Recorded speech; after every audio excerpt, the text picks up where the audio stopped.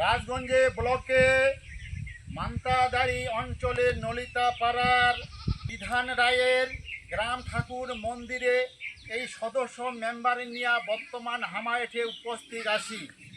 কারণ এই গ্রাম ঠাকুরের নলিতাবাড়ি গ্রাম ঠাকুরের বর্তমান পশ্চিমবঙ্গ সরকারক একটু হামা জানাই দেওয়ার উদ্দেশ্য হলো আমার যে গ্রামগঞ্জের দেবস্থান মন্দিরগুলো আছে এই দেবস্থানের মন্দিরগুলোর জন্য একটু উন্নয়নের কাজের জন্য একটু ব্যবস্থা করানো যেন হয়, আর আরেকটা যেন দক্ষিণা শুরু হিসাবে ব্যবস্থা হয়।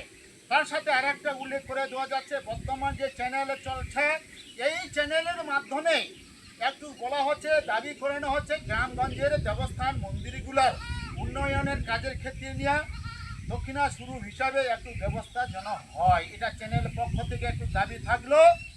এই মতন অবস্থায় নলিতাবাড়ির গ্রাম ঠাকুরের বাকি দেবতার পায়ের চরণ ধুলি নিয়ে আমি নমস্কার জানাইলাম।